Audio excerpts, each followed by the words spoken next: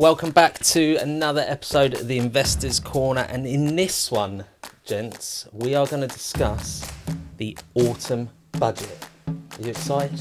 So no one knows what we're going to talk about. It's going to be an interesting one. It's coming up. 30th of October is D-Day. My in-laws and my parents are both pensioners, and they're both very well off. Thank you very much. Like, a lot of pensioners look, well, I'm going to need to buy a new car this year. You don't need to buy a new car this year. And there was the same with the removal of the winter fuel allowance. It's like, my mum did not need a winter fuel allowance last year, to be completely honest. No. And I'm sure yours didn't either. No, they just went on holiday to their other home. Coming up, 30th of October is D-Day. Hopefully Rachel Reeves won't be as stupid as Quasimodo. But we'll see. We will see. Gents, how are we? You started the bar low. Yeah. Hopefully it's not the worst budget in living memory. Well, there's nothing out there at the moment, is there? So normally there's some leaks and stuff like that, but we're hearing nothing. Everything is silent. So could be a bad thing, could be a good thing. Is that good or scary? I feel scared by that. I don't know. Scared. I feel scared by the fact there's no major leaks, yeah. Yeah, they're keeping everything close, aren't they? Which tends to be Grenades. not good news, but... Grenades. But you never know. I might just be feeling negative today, and actually there's going to be some positives. There might be a little bit of faith in there. Who knows? But what are the rumours, Andy? What are you seeing on the Tinterweb? I've got the laptop. Yeah. I'm in business. You've got £3,000 tax-free allowance now for the tax year 24 to 25. That was 12,300 in 2020. Oh, the good days. The good days. We're looking at sort of 10% basic rate taxpayer, 18% on gains for residential property at the moment, or higher, and additional taxpayers pay 20% on assets, 24% on property. But the reports out there are saying that capital gains tax rates could be raised in line with income tax. Yep. So this would mean paying up to 45% tax on profits, the top rate of income tax potentially. So what do you think about that? How do you think that's going to impact sort of investors now if that does come into play? Because that's going to have a pretty negative impact on investors out there, right? Yeah, but it creates that perfect circle of doom of damned if you do, damned if you don't, right? It's like, I'm taxed if I keep it, I'm taxed if I sell it. I'm stuck. I cannot win. So it balances the coin. In a really negative sense, the coin is balanced. Like you're getting taxed either way. So rather than one being being pushed down one road, you now have to make a hard decision of, I'm either sticking with property investment or I'm out of property investment and I'm going to pay the tax. Yeah, it's a difficult one. I can see why it's being done. It's a government from the left side of centre, so they're going to tax what they term as unearned income and tax it hard, right? Because the lower classes can't afford investments, and the lower classes can't get into these things. It's locked away from them. So Ian was in the office earlier saying he is the avatar of the man who is under attack. He is the one. 40, white, male, business owner, detached house, investment property, pension, savings. Got to be He's quite silent. careful. It's not normally that Ian's silent. Got to be quite careful what I say on this podcast, haven't I? Well, I'll look at it in the way that I always look at life, which is, if that happens, and obviously a lot of the logic and the rumours are pointing that, effectively what it means is limited business owners are going to have less money that they're going to withdraw into their bank account effectively, or they're going to have to pay more tax on what they do depending on how they take the money out. So the shrewd person is going to look at it and say, well, how do I leverage things in my favour through my business so they don't have to take as much income, if you want to call it that, through gains into my household. So in a roundabout way, let's look at it in the way that the phrase goes in the industry, which every market makes a market. It will create a market. That may be that commercial purchasers are looked at in a slightly different way. It may be that change of use, where it's gone from people looking at split use commercial units on the end of a high street and turning them into residential, are looking at it in a slightly different way, and actually they're going, let's turn a commercial into split use, put residential above or below or whatever it may be, and use it as my office premises and have income coming into my pension or in this case into the business. So I think if it happens, people will inevitably pay more tax, but the smart investor out there or the smart business owner out there will see a way to flow the income stream in a slightly different direction. So if it happens, it's just a case of you've got to put your heads together with the right people, your accountant, and you've got to look at ways to ensure that it doesn't hit you as hard as what the media will portray that it does hit. Is that a political way of answering it without getting myself in trouble? Yeah.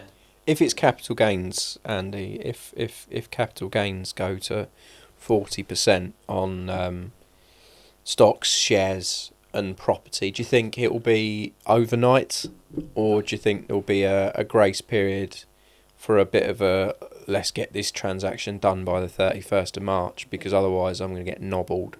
Yeah, I think they've got to put some sort of grace period in there. They can't just do. Well, do they?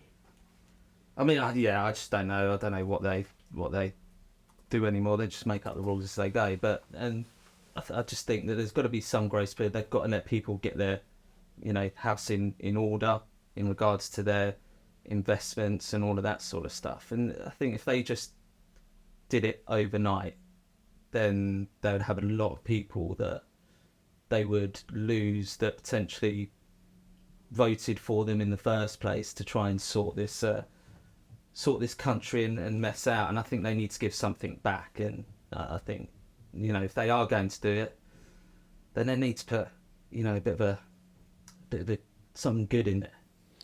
Well, I think they already did their good. They basically said income tax is frozen until 2028. Yeah, they've said that. And that's their target audience, isn't it, really? I see that as a negative. Well, that's a stealth tax. If you get a 5% pay rise every year, or if you're in the public sector, awful lot more than that, train drivers, etc., then your tax, the income tax thresholds aren't going up in line with the world, so the tax take will be higher. Mm. But anyway, that's for another day. Yeah, that's the problem, is there's not a huge amount to go on, but what it does look like, which most people expected, is your business owner or your wealthy inheritors are the bullseye target audience by the looks of it, because it looks a lot of inheritance tax to be changed. And inheritance tax was number 2 on the list, currently payable at 40% on estates that are worth more than 325,000. Potential changes could include cutting that sort of allowance, or changing inheritance tax reliefs, gifting allowance. But there's also speculation about a double death tax. Double death. Double death. That sounds Nicely worded. I'm only going to die once. Otherwise you get taxed twice. But yeah, the double death tax, where capital gains tax could be added to the inheritance tax. So potentially it raised the inheritance tax burden to 54%. So when you liquidate the assets of the dead person, you pay capital gains and then pay inheritance as it comes into your ownership. That's a bit of a hit, isn't it? What I heard about capital gains is that the £175,000 main residence allowance would be removed or simplified. I put that in front of an estate planner this morning, and he was buzzing. He was like, good. It's rubbish. It makes no sense. It's really complex. And it's unfair, which is not what I was expecting him to say, actually, because normally, obviously, all tax allowances are generally celebrated. So there's some space to tidy up that sort of £1 million estate that people can can inherit from their parents, and some fairness and some ways that can be done, I think, by the sound of it. Because from my point of view, removing the £175,000 main residence allowance, which takes your 325 up to £500,000 and then doubles if your parents were married, don't take that as total advice,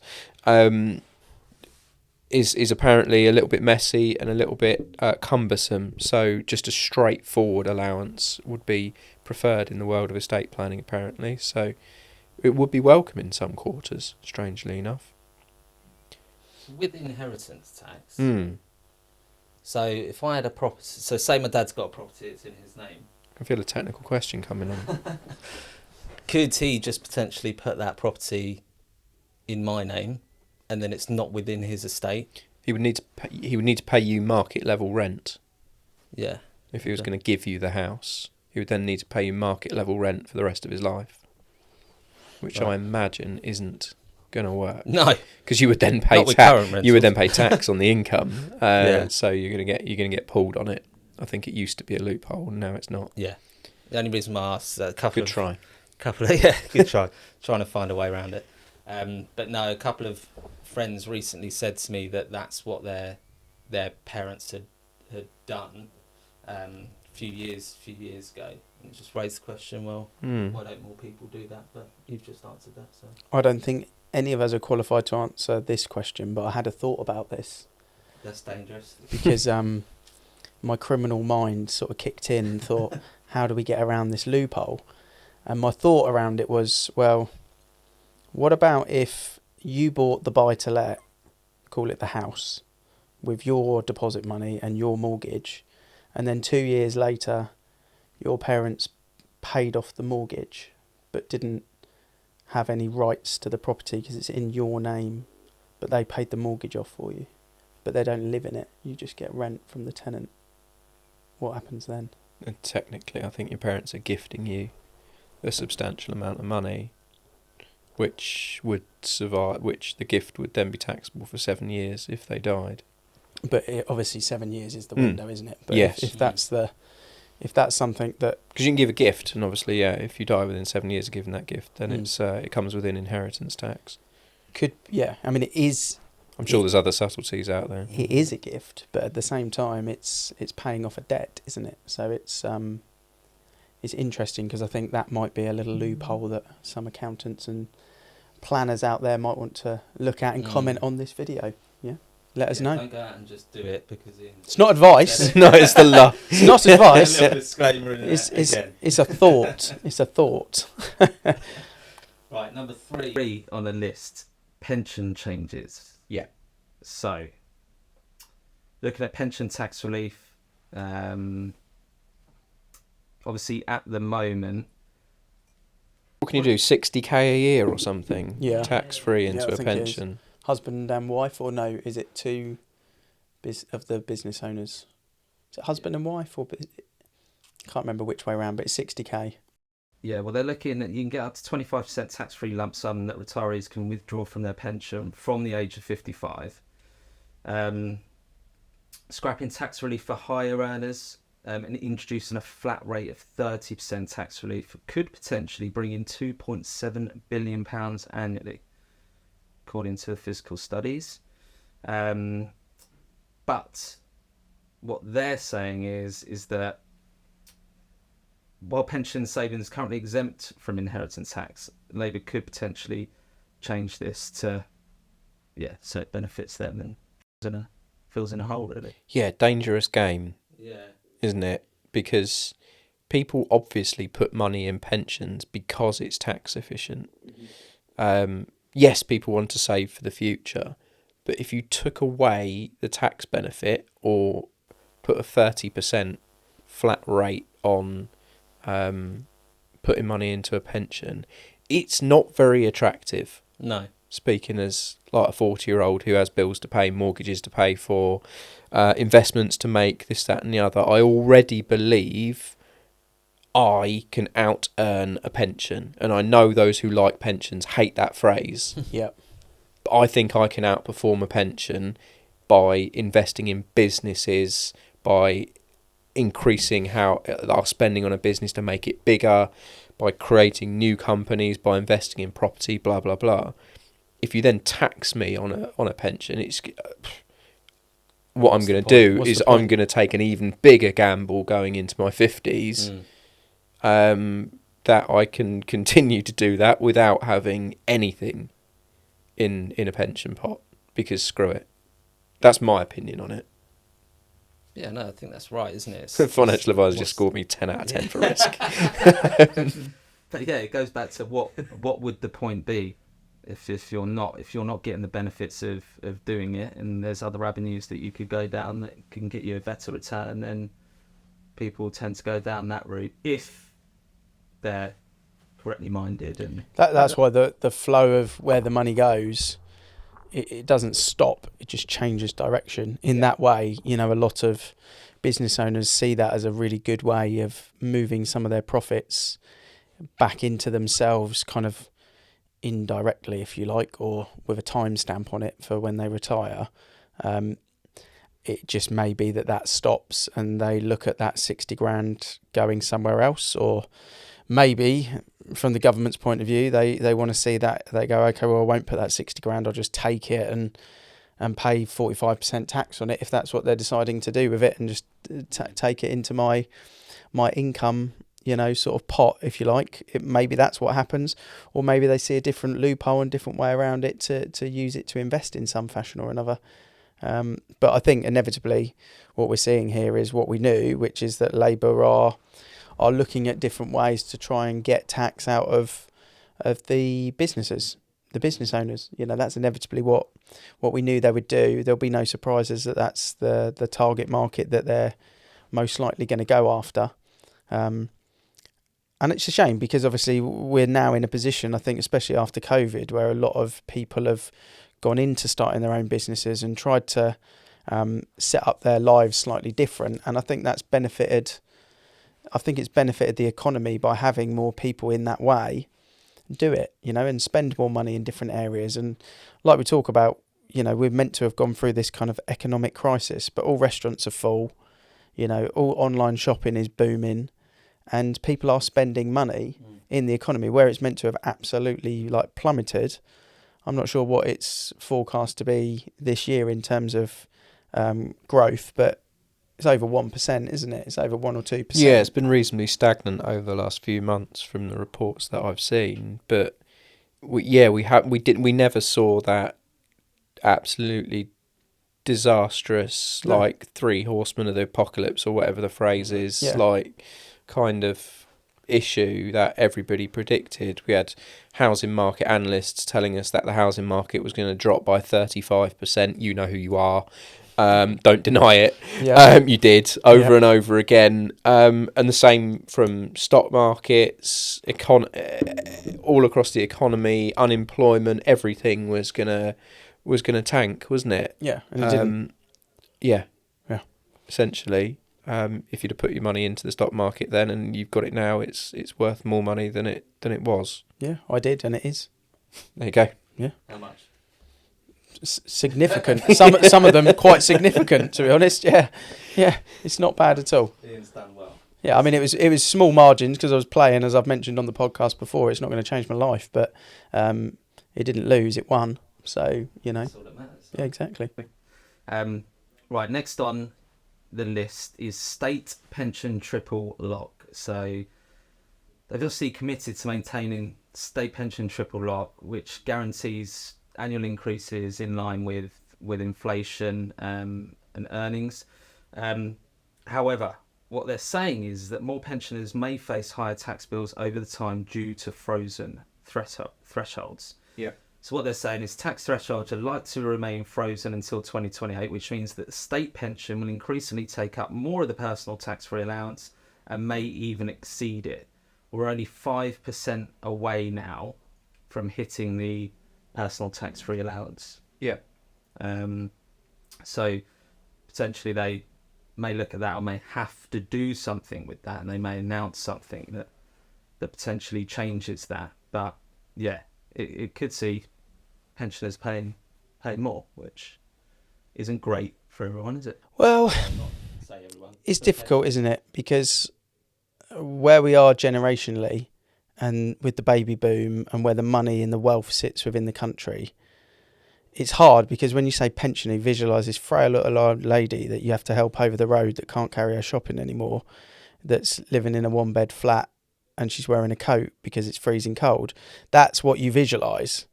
The reality is most pensioners are the wealthiest people in the country. Yeah. So if you change the narrative slightly and look at the facts, it probably is. I've got the same kind of mixed emotions about it because my in-laws and my parents are both pensioners and they're both very well off. Thank you very much. Like a lot of pensioners look, well, I'm going to need to buy a new car this year. You don't need to buy a new car this year. And there was the same with the removal of the winter fuel allowance. It's like my mum did not need a winter fuel allowance last year, to be completely honest. No. And I'm sure yours didn't either. No. They just went on holiday to their other home. But yeah, it's so like withdrawing it, I get that it was a brutal thing, but should it not have just been means tested in the first place? But then I also get it's like, why reward people who didn't save for a pension by giving them a load of free stuff? Like, I don't know what the right answer is in the whole pension conundrum, because I'm with you. We're obviously in the southeast. We're obviously in a very sheltered area. We live in like one of the wealthiest postcodes in the UK, definitely top 20. So the definition of pensioner is there's a Volvo on the drive. They still live in their 4 or 5 bedroom detached house. No need to downsize. 4 holidays a year, and half of them have got a place in Spain as well. So the fact they're going to have to pay a little bit more tax on the state pension that they're being given is hardly a tragedy. But Are you saying increase VAT on cruisers? Well, I mean, maybe Because they're expensive. but the boats are still full. Yeah. I don't know. It's a really, really difficult one to solve, that whole pension. The pension contributions thing, I think, is a very dangerous game to play because it will stop people saving, especially when the world's got more expensive. I'll stop saving and I'll put it into something else.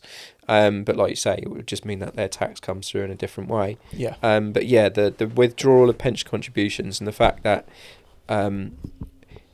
it's being seen as a negative that state pensions are going up so fast that they're catching up with tax. I'm going to be quite controversial. Cry me a river. Like, oh no, the pension's gone up so much, I'm going to have to start paying tax on my. Oh my god! Like, maybe if the pension hadn't gone up so much, you wouldn't be anywhere near the tax threshold. Like, you can't win, can you? Really?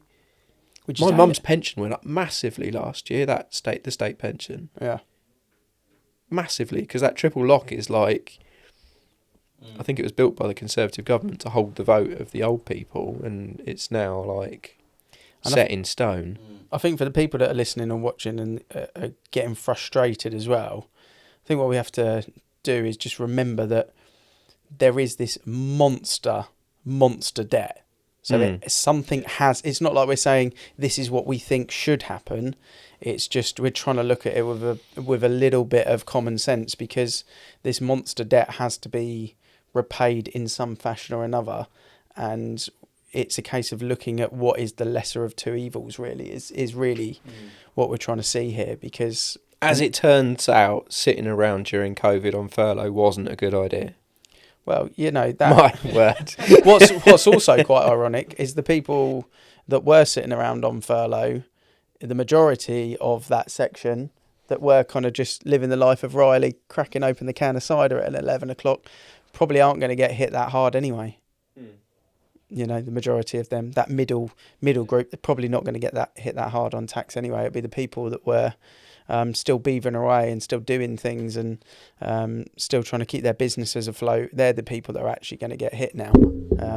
Furlough obviously helped the staff, and it kept the staff employed by those businesses. But the truth is those businesses were just made everyone redundant, would have taken them off the workforce because their business couldn't trade. So it kind of didn't make any difference to the business owner. It just gave a safe haven for the employee, and probably won't find that they'll get hit too hard, I don't think, anyway, overall. So, yeah. Right, next on the list, stamp duty. It's been talked about a lot. If you ask an estate agent, they say scrap it. Just don't pay tax on buying houses. And then they'll tell you that it helps the economy by not paying tax, it goes back in, which is true. But let's be honest, they're not going to scrap stamp duty, are they? So get away from that one, estate agents. It's not going to happen. Move on from that one. But yeah, they're looking at increasing decreasing the threshold exemption. So it'll fall back to 300,000 instead of 425,000 first-time buyers. How do you think that will affect? I don't see it affecting won't buy a market. 1%. Irrelevant. Because Most I don't first-time buyers feel do not know that if you asked 100 that is first-time that's the buyers, tax level. I reckon 99% of them would get the question wrong of what is the stamp duty threshold. They wouldn't know. They're going to buy the house anyway, whether it's 300 and 425,000. It's just irrelevant. So they might as well bring it back down and collect a bit more tax. The most anti-estate agent answer you've ever heard. I'm just sitting there thinking, I agree, but I know I'm meant to put the agent flag up and try and give some sort of polar argument to it. But it's got to come off, hasn't it? You know, the debt's got to come off a little bit, and you know, property is something which that will play its part. You know, and that will mean that people will find a way to make it work, because when they need to move, and the people that are moving are the people that can afford to move, and the people that aren't moving are the people that can't afford to move, and that will stay the same as it always does. And runs back to the theme of tax the people who can afford to be taxed in there. Yeah. Unfortunately. There we are again. I mean, what do we think will happen for landlords? I know it's not on your list, Andy, but what do we think are going to happen for landlords? Because a lot of landlords are this group of people that we talk about. You know, we talk about your business owners, etc. That they are a big proportion of the landlords, and if they're being hit in a lot of different income lines that they've got, what do we see happening with them? You know, they're probably not going to sell up, because that's still going to give them a big hefty tax hit. So what do we do? Do we think that landlords will just sort of carry on the same, because it's a bit like Mike said at the start, you're damned if you do, damned if you don't? Will we see them try and invest harder, knowing they have to pay more tax, but try and increase their profit line or their take-home line by making more investments to grow the amount of personal income that they gain from it, even though they're being taxed more?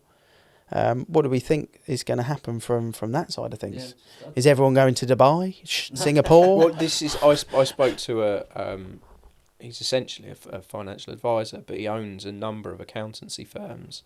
Some of them are in Scotland. And he said because Scotland changed their income tax rules, and he was getting one inquiry a month from Scottish business owners about relocating. And at the moment, he's getting between 5 and 10 inquiries a week about taking people out of the UK. And he said these people are not rich people. These people are, you know, assets and net worth of like £500,000, just normal people who just work for themselves or do their own tax returns. How do I remove myself from this situation? And I think that's really, really sad, because you should want to contribute. But I think people just feel now that regardless of how much tax they pay, they're not getting value for money, which I know is going down a big, different, open path. But if you were getting value for money for the tax that you were paying, you wouldn't mind paying it, right? But if you feel like you're paying more and everything's getting worse, then the need to look after number one arises. Yeah.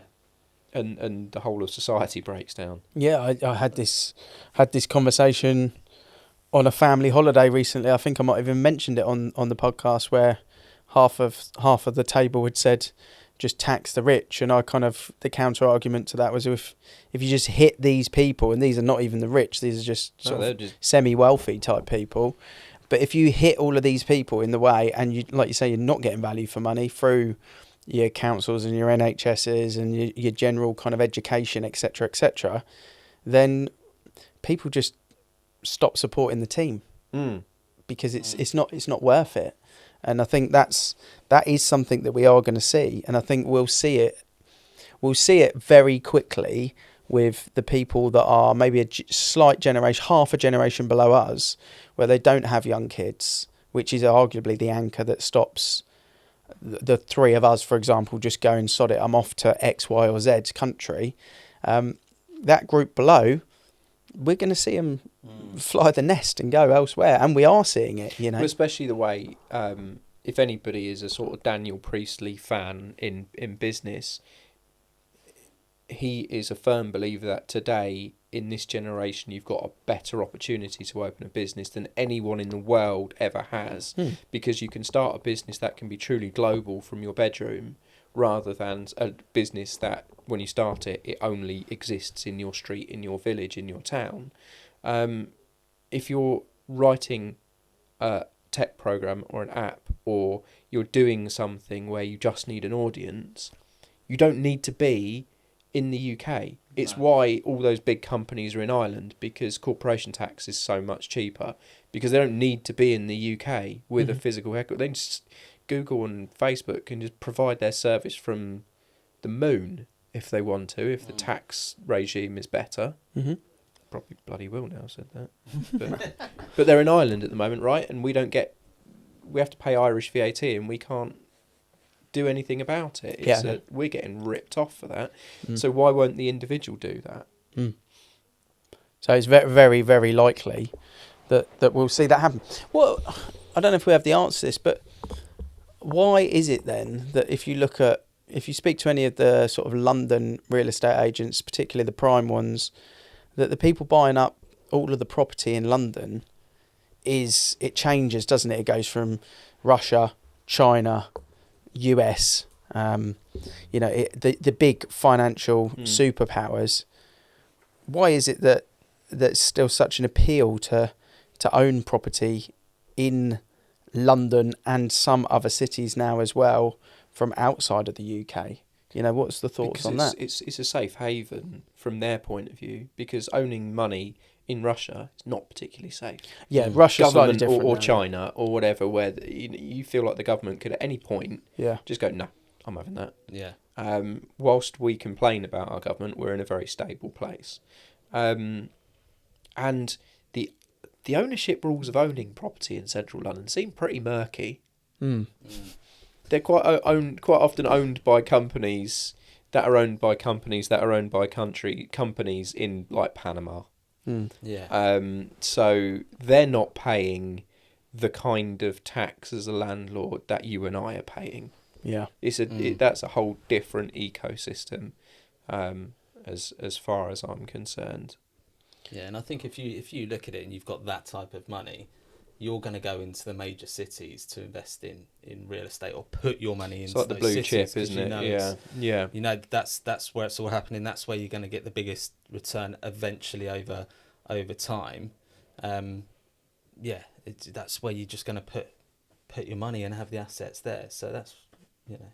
And I've seen it in with the Dubai property market. I've seen buyer lists in various developments, and depending on the year, the vast majority of buyers are from one country, and like you say, that country turns over, and it tends to be when a lot of people are taking money out of Uzbekistan, Ukraine, China, Russia, whatever, where they're in unstable economies. However those people have made their money, I don't know, but they then put their money into a different place in order to shield it in that sense for themselves. Like you say, the analogy of, well, I can't support my own team here. I'm gonna look after myself. It's getting close to that, isn't it? I think as a Chelsea fan, you'd understand. I'm sure. I'm always blue. I've been through some bad times, so I just keep supporting that team and buying tickets. But yeah, I do think it is something that has to be discussed, and it is something that is getting discussed, and I think it's something which we'll see. I mean, we're in the property game, so fortunate for us is that the property demand is still strong and interest rates are coming down again, which is great to see. And yes, tax may hit property in some way or another, but like you just said, with overseas London investments, it is quite safe to put your money in property. You know, it has shown that in what was meant to be the worst time ever over the last 18 months, it just sort of carried on as normal, like whatever, you know, and grew 2% this year. So it's unfazed, it takes the punches and it just carries on rolling. So that's the good thing, you know, from a property business perspective and from our landlord's perspective, is that is the safe place to go, which is good. But we'll see what happens on the 30th of October.